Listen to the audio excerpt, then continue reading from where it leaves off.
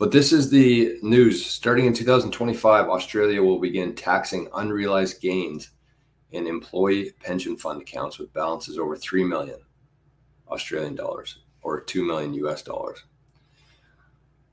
So Australia will begin taxing unrealized gains in an employee pension fund accounts. That's how desperate they are right now. That's how desperate. Because you have to look at this a couple different ways.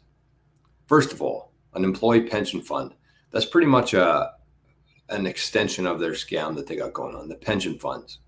Because every week, not only do they take half of your income for taxes and whatever else they got going on, carbon tax, I don't know. I don't get a paycheck anymore. But you also pay into a pension, and that's just funding their system. That's all that's doing. It's keeping their system going. You're paying now for the people who are retired, and you're probably not going to have access to that. So if you're somebody, especially in your 20s, 30s, 40s, still paying into a pension, find a way to get out of it, or find a way at least to allocate it to companies associated with Bitcoin. MicroStrategy, Semlar, Bitcoin ETF, a mining company. I wouldn't suggest it, but mining company. So that's one part of it, is the scam that pensions are. But the second part there, and this is what's crazy that's happening right now, because something similar in Canada as well is going on with the unrealized gains. So think about what an unrealized gain is. Think about why you have a gain in the world right now. So let's say you bought a stock, or you've been paying into a pension that's bought stocks for the last 20 years. And some of those stocks you bought at a low price, they've gone up to a high price. Some of them have become more valuable. Some of them have just gone up with the market because there's so much inflation in the world. So your investments have gone up, barely keeping up with inflation. Most aren't right now. So they've gone up. And the reason they've gone up is because the government's printed so much money. It's not like these companies are doing extremely well right now and very valuable. There's like 3 of them that are in the world. So these pensions, these assets, these houses have gone up in value for one reason only, because the government printed too much money. And because the government printed too much money, they're actually going to tax you now, not only on the realized gains, when you cash out, when you sell your stocks, when you sell your rental house, they're taxing you on the realized, but now they're going after the unrealized amounts that you don't even have in your bank account. So you got $3 million in your pension fund, unrealized. You haven't cashed those out, but you're going to have to start paying tax on that without even selling the asset and having the proceeds of the sale in your bank account. You're going to be paying tax for that.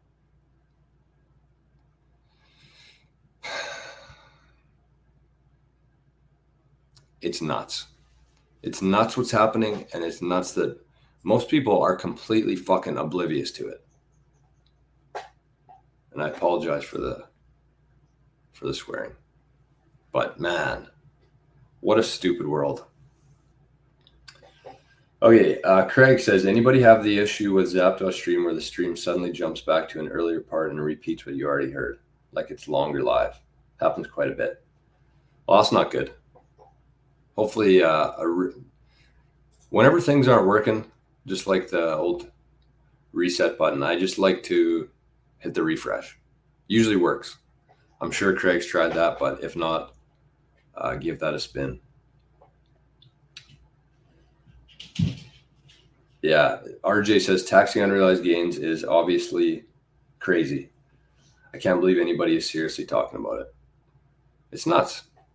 It's crazy to me that people aren't talking about it. People aren't pulling a Venezuela and doing something about what's happening here. Bitcoin Boomer says, glass half full, taxing unrealized gains should drive more. I'm not sure what it would drive more of, though. That's the thing for me. Because when you're taxing people's unrealized gains, you're taking money from their account that they don't even have yet. They have not got the proceeds from the sale of their transactions. Number one, you should not be taxed on that, because the only reason that these assets are going up in value is because the government's printing too much money.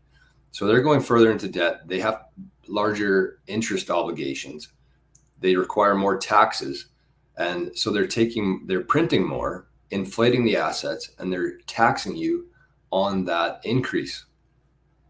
A rental house here in Manitoba, or a cabin, because here you get one piece of property as your principal residence, which I'm sure they'll come after too. They've already been talking about it.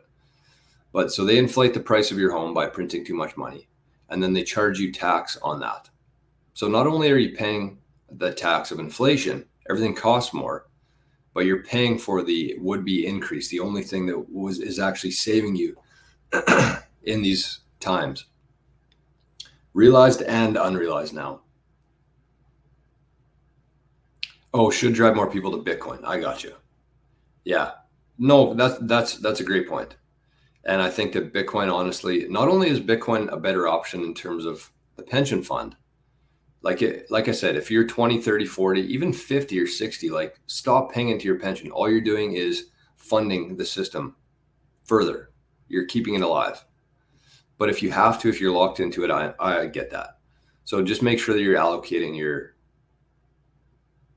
portfolio to Bitcoin related companies. But yes, you're right. And the best thing that you can do, I think, the beauty of Bitcoin is that the majority of people, especially at this stage, they're going to be using it as like a savings vehicle. It's a cash, but it's also a store of value. So it's the best place to store your wealth, because if you never plan on selling it, you never have to pay tax on it, unless they start coming after the unrealized part. But that's where the non-KYC stuff will come in handy. But they don't want that. That's why they have the ETFs. That's why they're trying to KYC everybody and figure out how much Bitcoin they have, because that's probably their plan eventually, is to